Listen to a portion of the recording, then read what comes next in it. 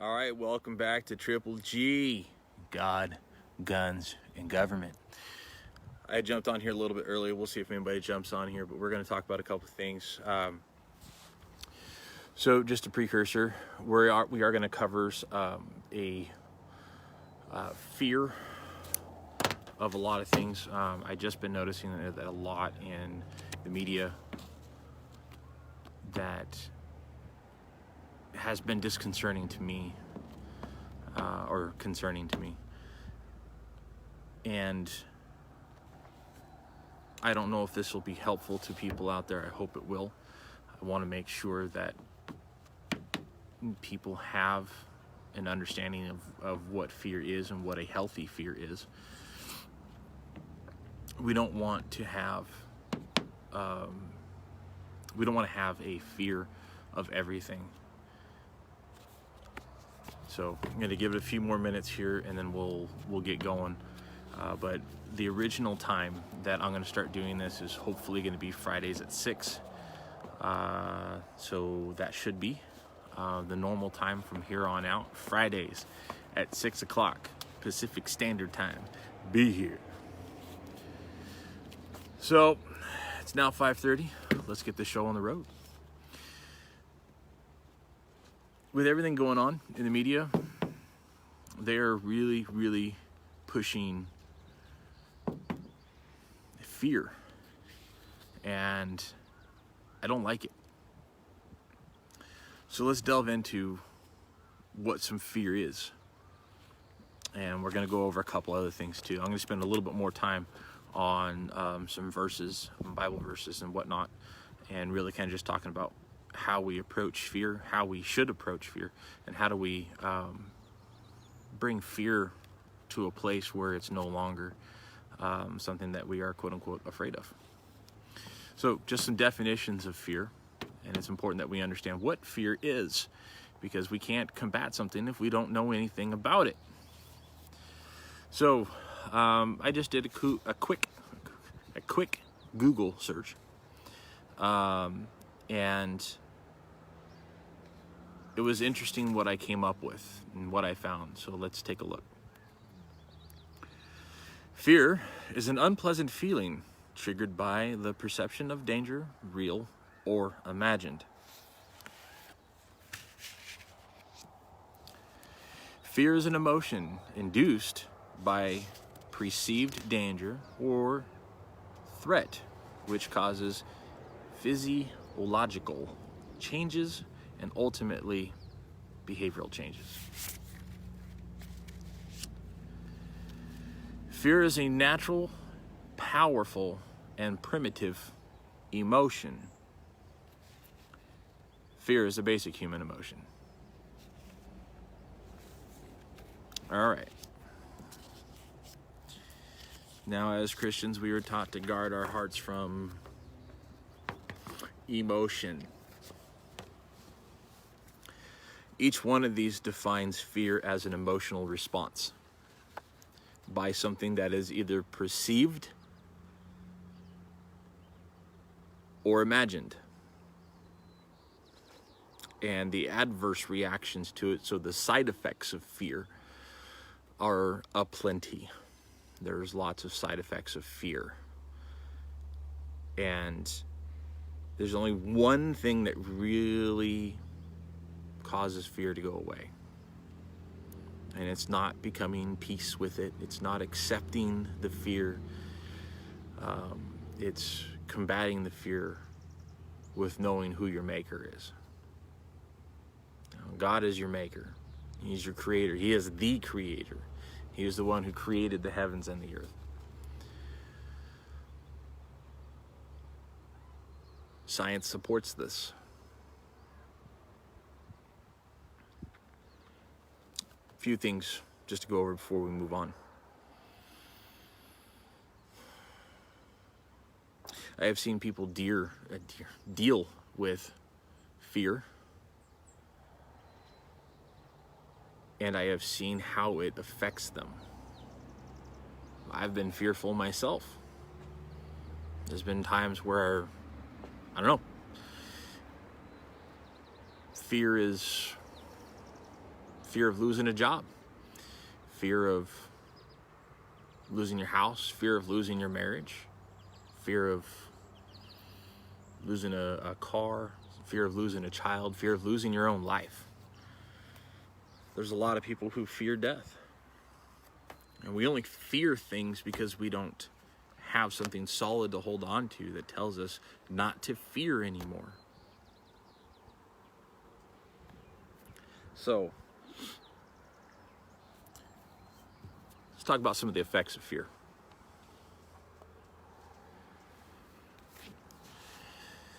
Anxiety. How many people do you know are anxious? Especially with what's going on right now in our country. There's a lot to be anxious over. A lot. You got protests, you got riots, you have people literally trolling people in stores for not wearing a mask. We get people who fear having their rights stripped away from them, from the government. We have fear that people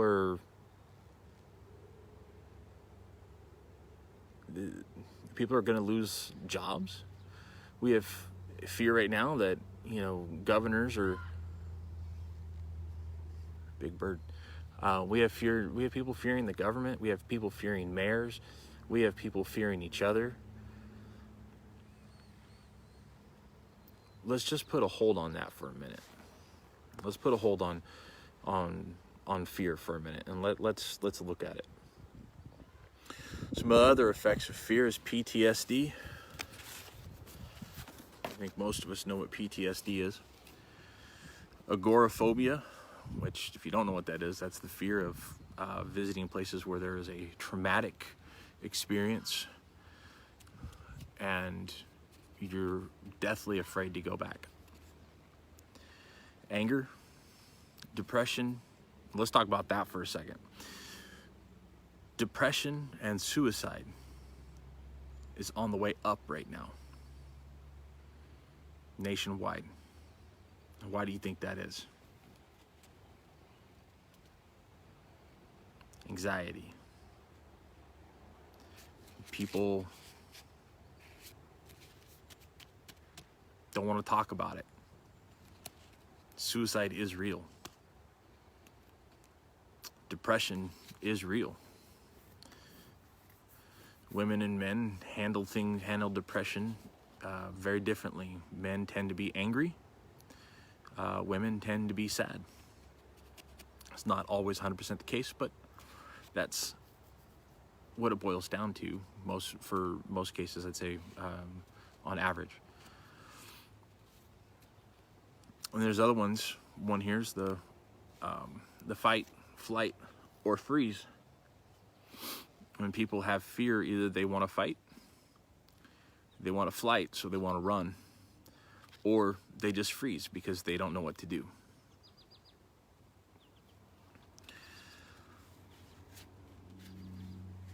When I am struck by fear, I want to fight. That's in me. I want to fight. And that's not always the correct response.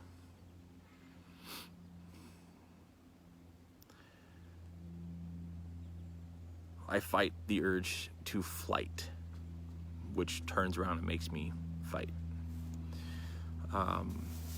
Freeze is not normally something that I deal with, but there are people who do deal with the freeze. They always talk about the fight or flight, but they never talk about the freeze. Fear can paralyze you into doing nothing. So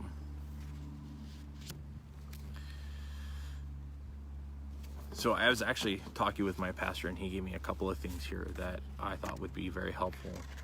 I want to pass those along to you guys. One of them is we worship who or what we fear most. Now, a lot of what I'm saying here is going to apply to Christians and Christians only.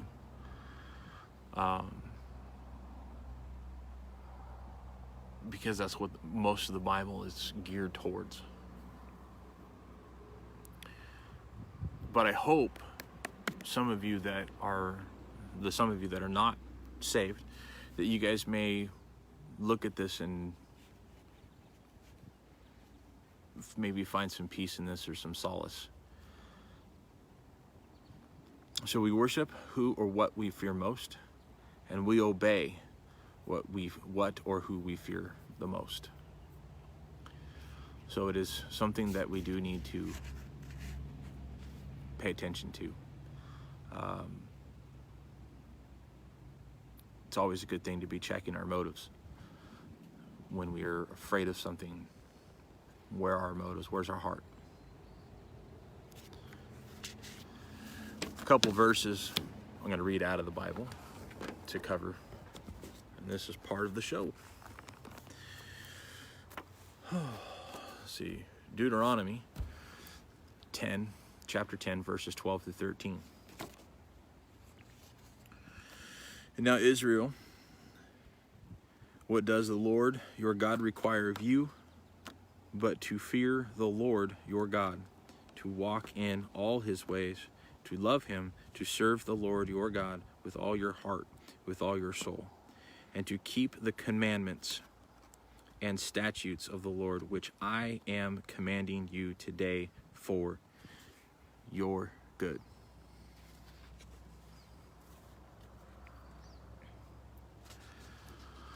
So again, if we are focused on him, if we are focused on God,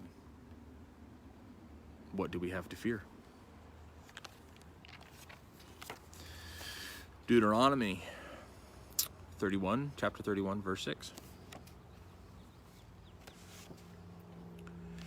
Be strong and courageous. Do not fear or be in dread of them, for it is the Lord your God who goes with you. He will not leave you or forsake you. Again, where's our heart?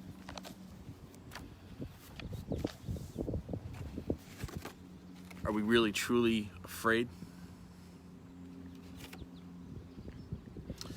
Proverbs 1 through 7. This one I absolutely love. It's probably one of my favorite sections of the Bible. The Proverbs of Solomon, king of David, king of Israel. To know wisdom and instruction, to understand words of insight, to receive instruction in wise dealing, and in righteousness, justice, and equity, to give prudence to the simple, knowledge and discretion to the youth. Let the wise hear and increase in learning. Let the ones who understand obtain guidance. To understand a proverb and a saying, the words of the wise and their riddles. Pay attention. The fear of the Lord is the beginning of knowledge. Fools despise wisdom and instruction. Now, that's a double-edged sword there.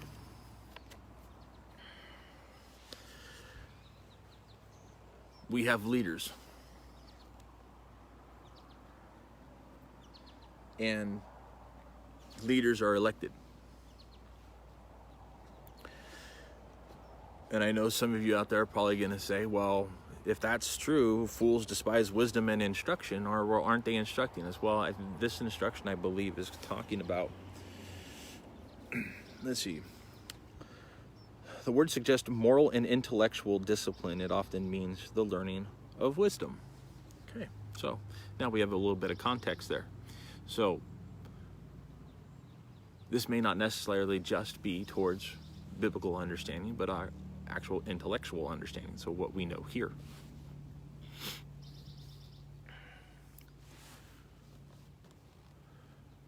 There's so much evidence out there that shows that there may or may not be a rise in the COVID-19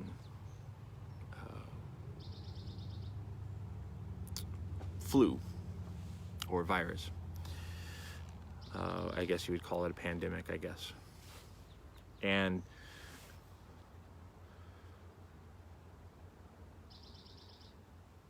there's so much evidence out there. Different states do different things. And sometimes we get stuck in the middle as Christians of who are we supposed to follow? What are we supposed to do when there's evidence that states one and evidence that states another? Where do we fall? Where do we follow? What do we do?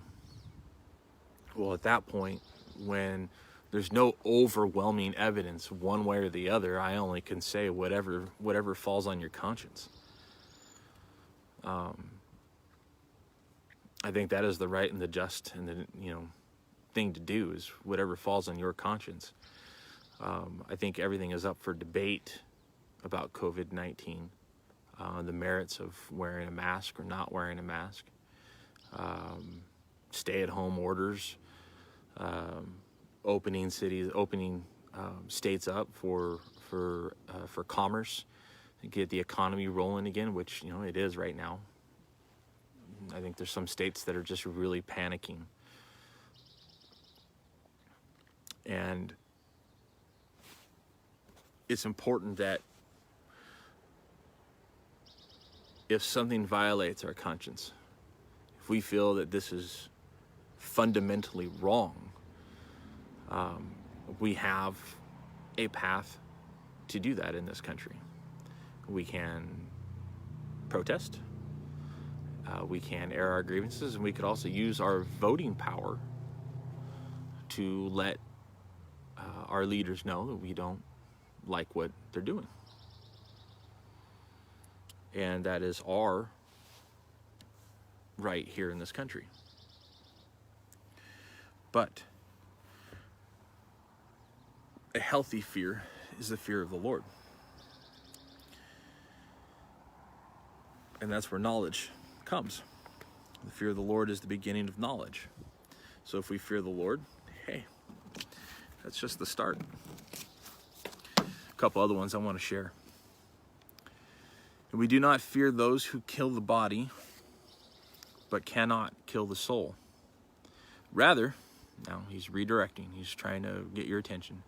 Fear him who can destroy both soul and body in hell. So he's saying here, Matthew 10:28, what he's saying here is, don't fear the ones on this planet who cannot kill your soul. Your soul is what God put inside you. But rather fear the one who can destroy your soul and body in hell. Which this is all going to go together with my video on the gospel. So be looking for that, because this will all tie in with that.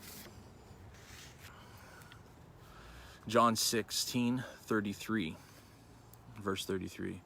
I have said these things to you, that in me you may have peace. In the world you will have tribulation, but take heart, I have overcome the world.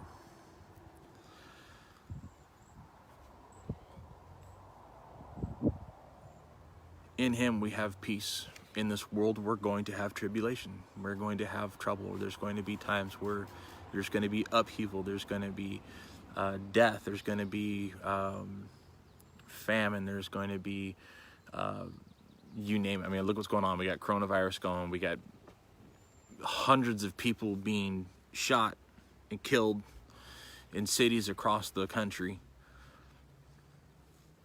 I would say that fits the bill for a tribulation. But if we pull back and we look at everything from a mountain view, or from a topographical view, if we were looking at a map, Christ has already overcame the world. That's already been done. We don't have to worry about what the world does to us, because the world can't do anything.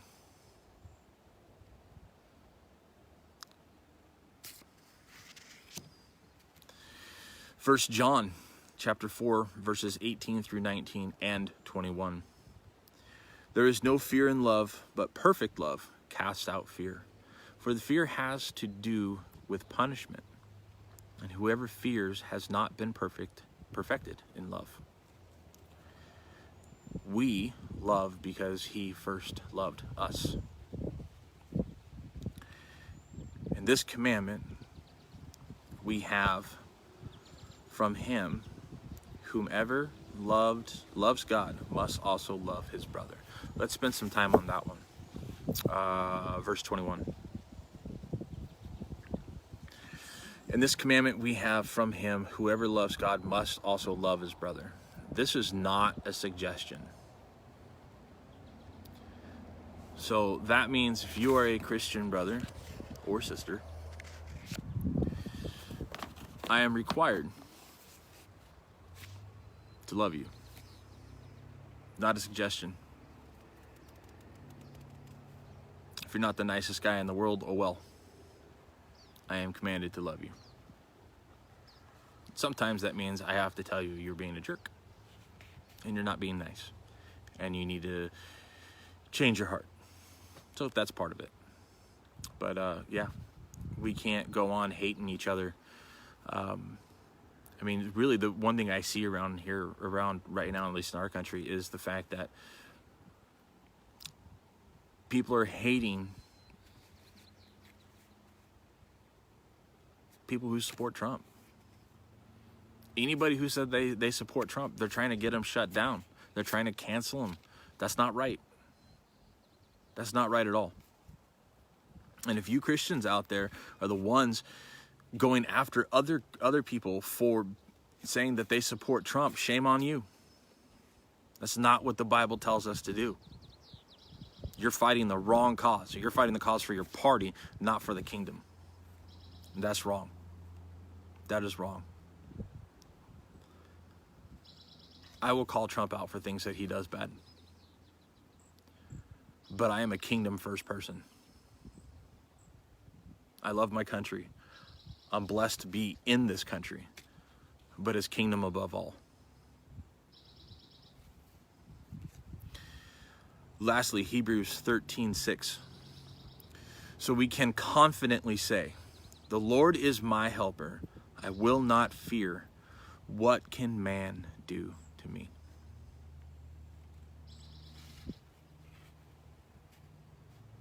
I love it.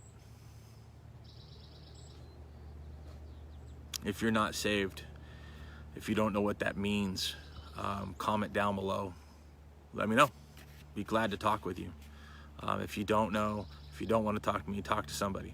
There's somebody out there who knows. Talk to a local church. They'll be more than happy to talk with you. But the Lord is my helper. I will not fear. What can man do to me? Seriously, there's nothing man can do to me. They can destroy my reputation. They can take away my house. They can take away everything I own. They can take away my job. They can take away an ability to speak, to hear, to do what I'm doing right now. This could all go away, but there's one thing they can never take from me, and that's Jesus. They can't touch that. That is off limits. Government cannot touch it. Period. They can restrict it. They can limit it. They can tell you, no, you can't. Jesus is in my soul, brother. You can't touch that there. You can't tell me you can't tell me I can't worship God. You can try to tell me. It's not going to stop me. If our church was inside of a building right now, which I think is kind of cool that we have it out on our property and we do like a drive-in theater type setup, which is kind of neat. I'd be singing. I don't care. I don't care. Because California, they're telling you you can't sing in a church because they're afraid you're going to get everybody sick. If everybody's wearing masks and we're all 6 feet apart, CDC rules, and there's less than, let's say, 25 people there, how are we going to get other people sick if we're singing? Masks on and all that stuff. Think. There's just some of these rules that don't make sense to me. But it's never going to stop me from praising my God. It is never going to stop me from worshiping my Lord. Flat out. Can't do it. You won't be able to get me to stop.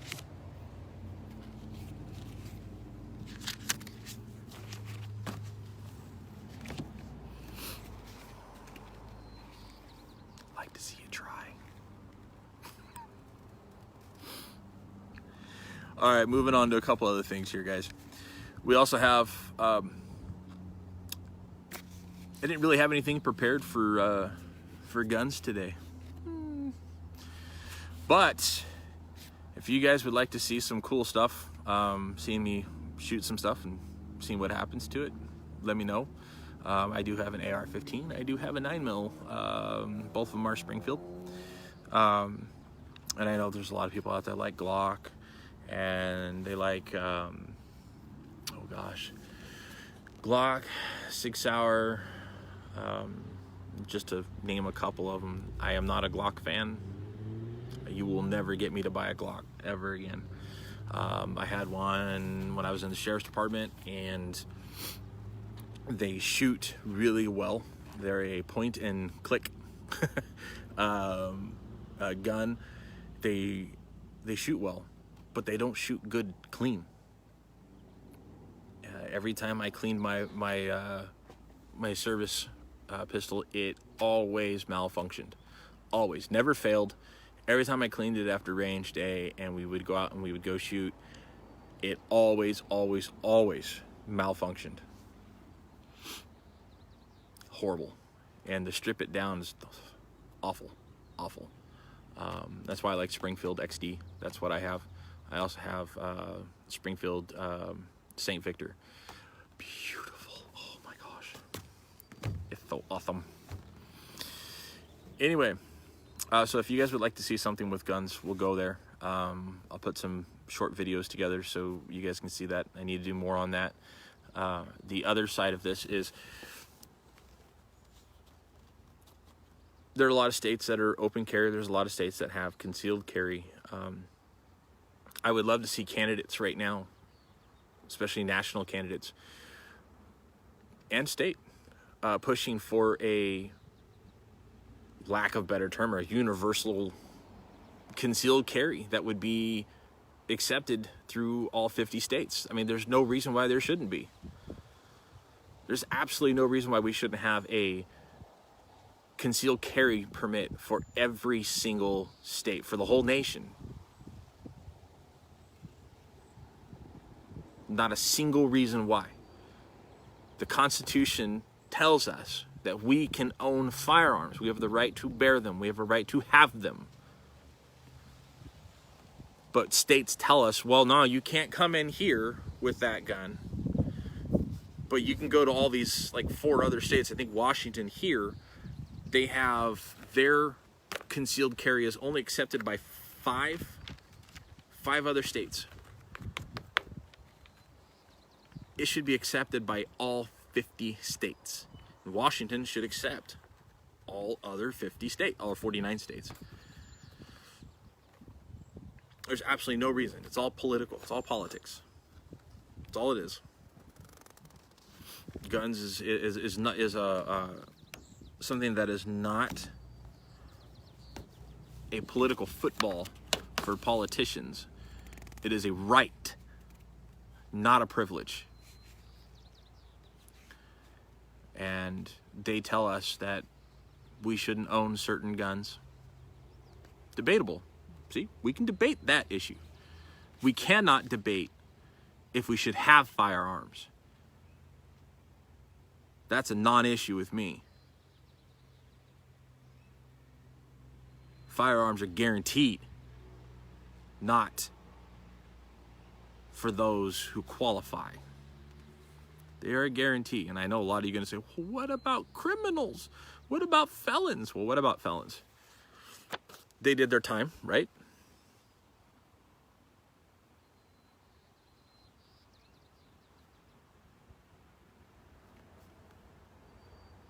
Their rights, if they've done their time, their rights should be reinstated. That's my opinion. I don't know if you agree with it or not, but that's my opinion. Their rights should be reinstated after they've completed their parole. And parole should only be 3 years max. I mean, come on. I used to work in the sheriff's department back in California. It's absolutely ridiculous. Probation's even worse. Now we're getting to the government. Probation's absolutely horrible. If you are on probation, you will fail. The fail rate for probation is absolutely skyrocket high. Parole could even be worse. I don't know if you have more freedoms or not. I've never been on parole. I've never been on probation. I don't know. I've only dealt with people that have violated their probation or violated their parole. And a lot of times it's people who just violated their probation. They forgot to check in with their PO officer, and then they get arrested and brought back in. That's it. All you have to do is just miss a phone call, and you're back in jail. It's up for debate. Is that right? Is that wrong? For people who've never been on probation, never been on parole, you just don't know. You don't know what they have to go through. I think things like that need to be looked at. I do believe that there is some criminal reform that needs to be done. I think people that have done their times and have shown that the ability to rehabilitate and understand what they did was wrong, understand that they have moved on in their life, and they can prove that over, let's say, a 3-year probation period or parole period. Well, parole's for prisoners, probation's for jailies, people that have been in jail. But if they've proven that they can handle that, I mean, some people have like 5 years of probation. Man, 5 years of probation means you're not going to have one slip up in 5 years? Not often. Not often at all. I don't know. What do you guys think? Should people be on long-term probation, or should people have short-term probation and once they've cleared their probation, their parole, they should have their rights reinstated? I think the only people who actually have to or should have to put let's say they have a felony.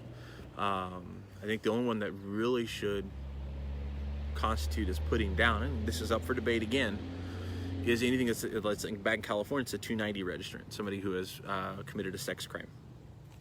I think those should always be on your forms for applying for a job. I think that is something that employers should be made aware of. I don't think it should disqualify you from having a job. You shouldn't be able to get certain jobs with that, and there's still some things even in that range that still needs to be discussed and debated, but I don't know anybody who's going to want to debate that. But I'm willing to talk about it, put it out there that, some things there should be some changes. But moving on. So we've talked about a couple of things today. Fear. And we're going to talk about a couple of things, especially in this area here and all across the country right now. Trump is basically saying, hey, look, if you don't want to open your schools, you get no government funding. I'm okay with that. Totally okay with that. It's not bullying as everybody else is calling it. Trump's on the bully pulpit and he's bullying the schools to do what he wants. No. Evidence shows that kids learn better in a classroom and not out of a classroom. They learn better being in a structured school setting versus being online.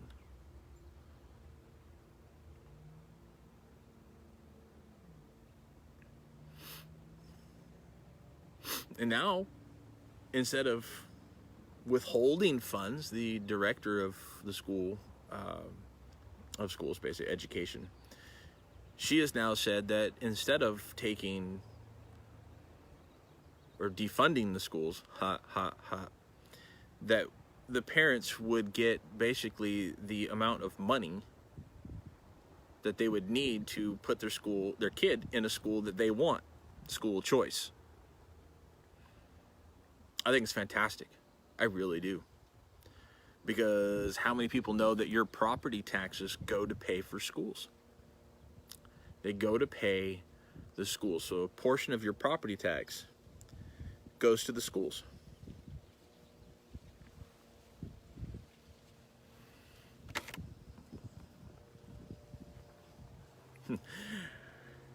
Let me tell you, property taxes, that's a lot of money in there. That's a lot of money.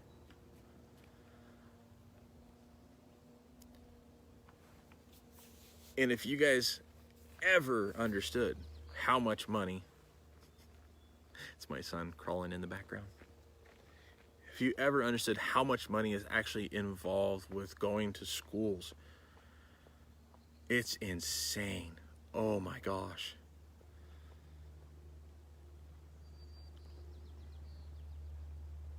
It's a crime how much money is going to the top of the pyramid. Is, you get the pyramid here, right? You got all the unions and people that represent the schools. You got the school boards, the principals, and so on and so forth. It is so top heavy. Holy cow, is it top heavy. I think this is the first time that parents have really paid attention to what's going on in the schools. There's a movement right now that people are wanting to homeschool their children, and I applaud that. I really do. There's nothing better than watching your kids grow up knowing that they're getting a quality education. And it's not hard. It is so not hard. You get the curriculum that you want them to learn. And it basically tells you what you need to do. The only thing you really need to do is schedule it. And there are some things you do need to learn. Because in public school, they don't teach you how to do certain things. And in homeschooling, they teach you how to do those things that the public school doesn't teach you. So I will be looking to do a video on homeschooling. I do have some homeschooling moms and dads around here that I'd be very interested to hear from and to share with you guys what that is and what their opinions are. And if you do have any questions on homeschooling, put them in the comments below and we'll see if we can get some answers for you. If you're thinking about homeschooling, please let me know, and I will try to get any questions that you guys have answered. And there's groups out there, HSLDA, they're a wonderful group. Check in your local communities. They have co-ops where homeschooling families come together, or get together, and they teach different subjects. It's usually it's usually history, science, and a couple other things. It's usually like 2 or 3 things that they cover. And it's a great way for kids to network, get some quote-unquote socialization in. But I've watched my kids just really excel in homeschooling, and they're independent thinkers. For those of you who think that homeschooling is going to create a one-sided thinker, you're totally wrong. It's because you don't homeschool. Most people I've seen that are in public school, they all have the same view. So I would say that public school does not create independent thinkers.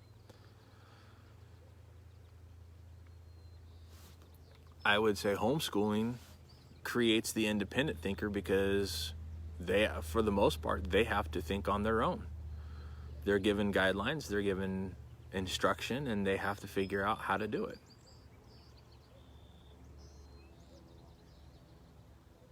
I think homeschooling is awesome. You can disagree, that's fine. But if you're going to be in the realm of public school, then you have to be involved, which is totally pointless, because if you homeschooled, you're already involved.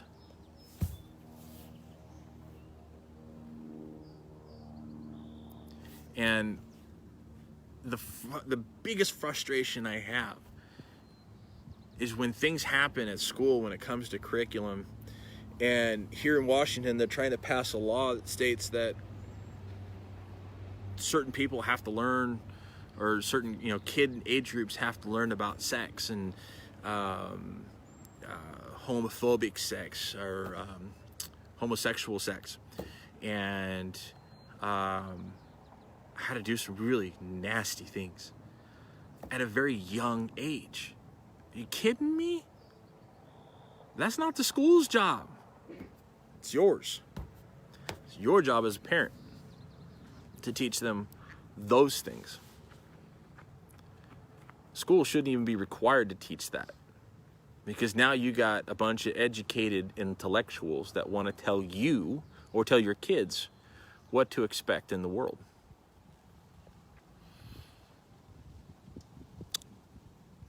But if we all understand how it works, aren't we all teaching our kids the same thing? I mean, you teach your kids what you want. I've taught my kids exactly what's out there. But I waited till they were an appropriate age where they could handle the information. I mean, my kids weren't 5 and 6 years old having girlfriends, for crying out loud. I got 3 boys.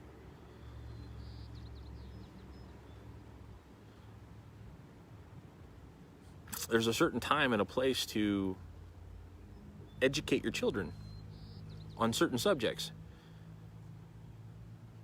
5 and 6, that's not it. They should be focusing on schoolwork. And oversexing our kids is creating exactly what we're dealing with right now.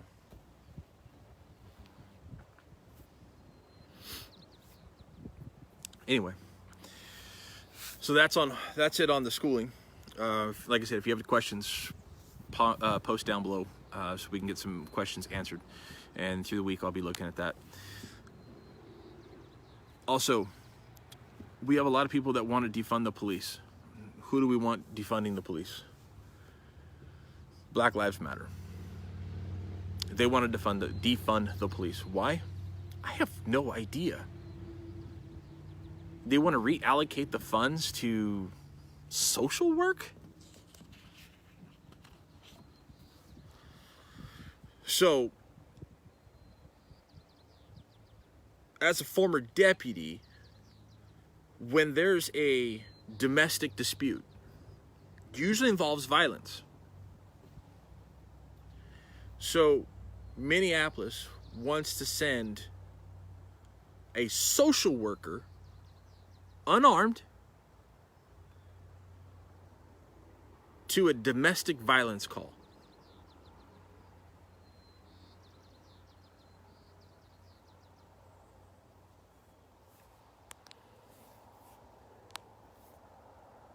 I don't know how that's going to work. Usually somebody's intoxicated or high. They are altered in some way.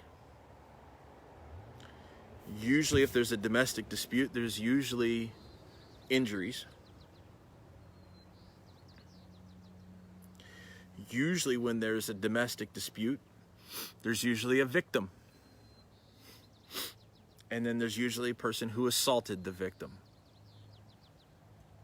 So how in the world are you going to de-escalate that situation without separating the two people? Now, mind you, these social workers won't have weapons to defend themselves or to protect those that are being assaulted. Are they going to come up and say, "Excuse me, sir? Sir, can you stop pounding on her, please? Sir, I'm with the social department. I was told that there was a domestic dispute out here. I need you to step outside, please." Really? Is that going to work?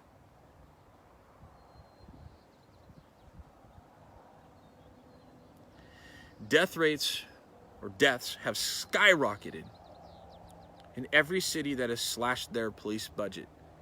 Did you think you were going to have something else happen? Magically, unicorns were just going to come flying out of the clouds and everyone was going to just get along? So much stupid.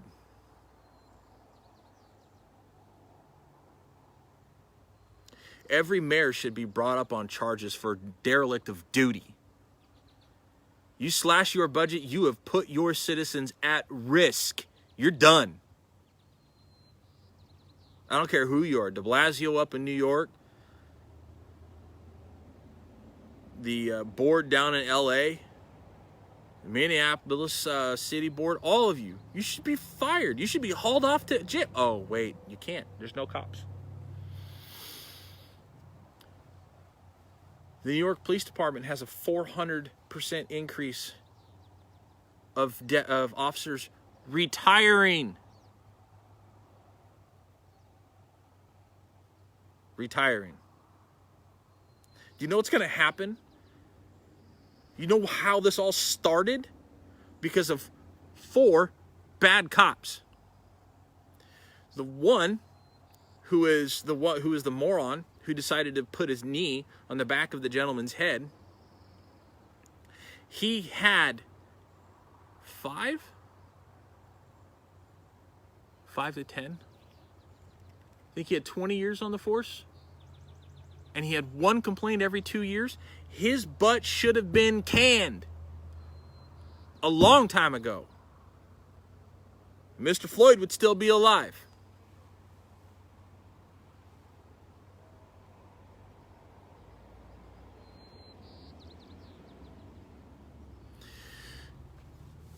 I don't think we should defund the police.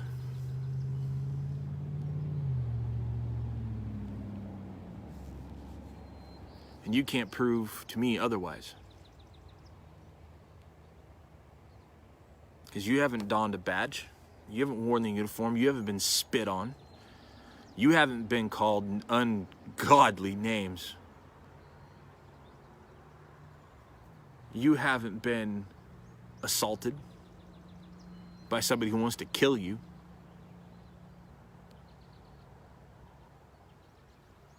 You want to defund the police? You're going to get what you ask for. May God have mercy on your soul. Because all them deaths, all those people that died are on your hands. How does that make you feel?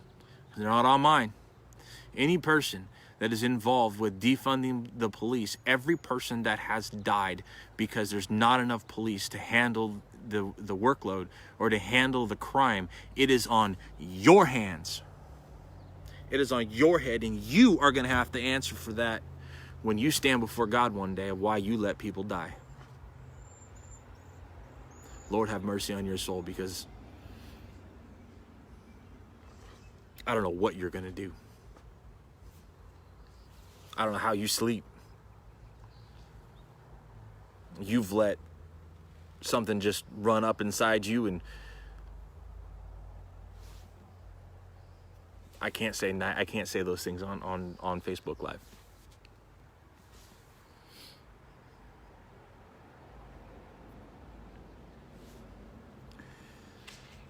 Defunding the police is the dumbest thing I have ever heard in my entire life. If you're going to defund the police, then every person should have an AR-15. Then you get rid of concealed carry and everybody open carries. You want to defund the police? Drop the concealed carry. Everywhere in the United States is an open carry. I guarantee you crime rate would go down. You want to play this game of defunding the police? Then you give the rest of us out there who are citizens of this country, you give us the right to bear arms openly, without restriction.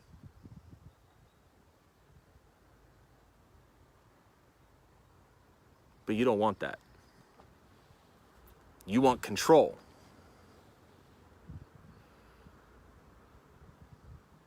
Defund the police. It's like driving around without a seatbelt on your car. It's there to protect you, right? A violent action of a car crash is there to protect you. The police are there to protect you. It's not their sole purpose, but that is one of them.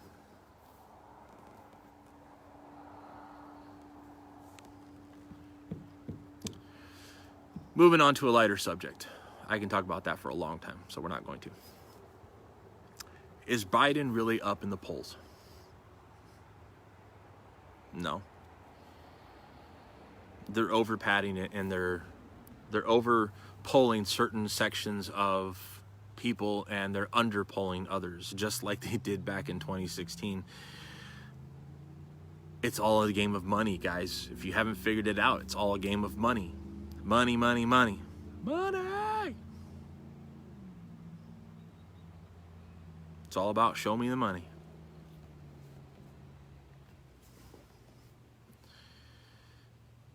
If they were really going to show the true numbers, Biden is abysmal.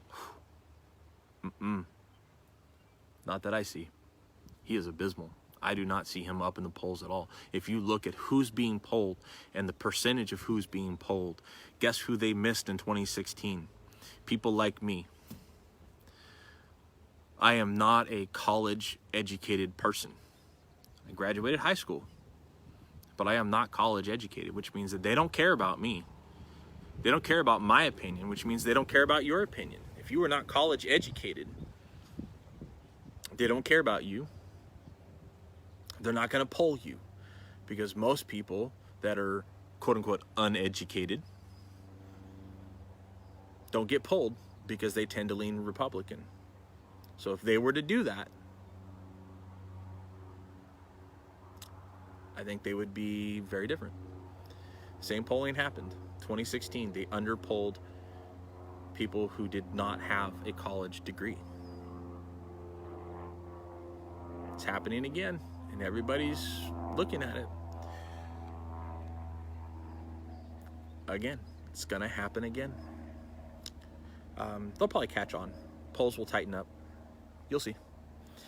The other part of it is Kanye West the answer?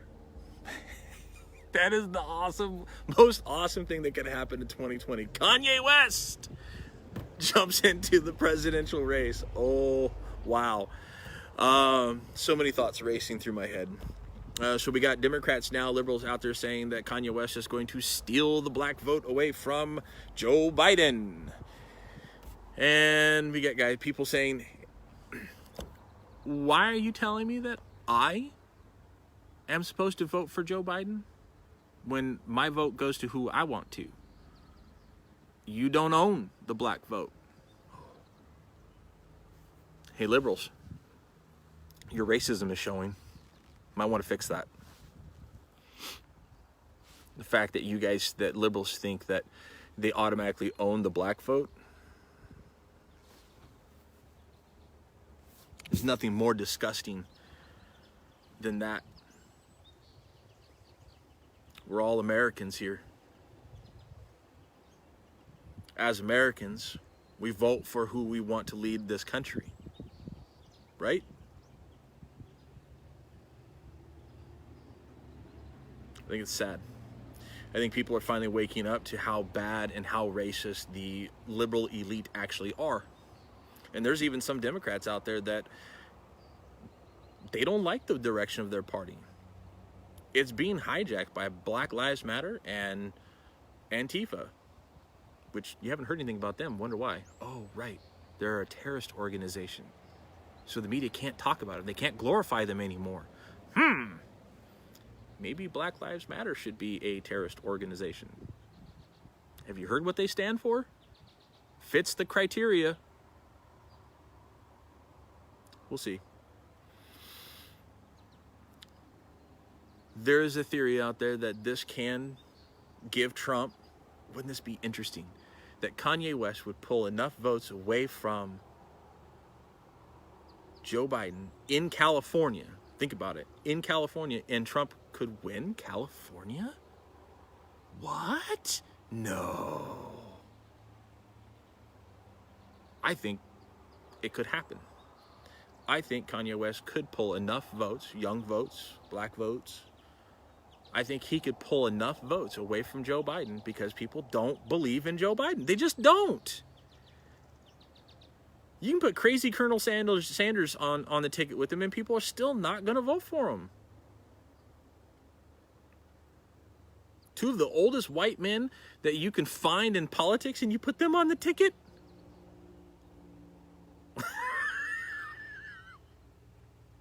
I can say white because I'm white and they're white, right? You put two of the craziest, looniest morons on the face of this nation to lead America? They don't want to lead America, y'all. They want to fundamentally change America so that it doesn't look like it did even 4 years ago. And I'll tell you this, they will do it. So if you like riots and protests, and if you like statues being toppled down, and if you like being called a racist, and if you like being called a bigot and a homophobe, and if you love those things and that is what you desire the most, then by all means vote for Joe Biden. But for the ones who love America and understand that America has warts, we have a checkered past, but that is our past, that is not our future. Our future hasn't happened yet. We have the ability to pass laws and to elect people who have a future, a forward-looking approach, meanwhile keeping our past in thought, but not present. We can't live our past in our present. If we constantly do that, we are going to die as a nation. We've already dealt with slavery. It's done. It's over with. It's gone. We've already abolished racism. It's gone. It was dealt with. Why do we keep bringing it up? There's only one party who keeps bringing it up. That's the Democrat Party. Could you imagine if race of a person was never brought up again? And it was just American? I don't know about y'all, but I'm not American. I'm American. And we need to move forward away from this and stop miring in the filth and the dirt and the mud of the people who died to get us out of it. It's time to move on. It's time to leave our past in the past, and it's time to remember the past. When we go through the year of the calendar, remember what happened in our past so we don't repeat it in the future. And we don't live our past in the present. That we were forward moving for the American cause. Not for the Republican cause, not for the liberal cause, not for the Democrat cause. American cause. That's why people died in the Revolutionary War. That's why we died. That's why people died in the Civil War. They believed in an ideal where the land where everybody is created equal. Not would be, is created equal.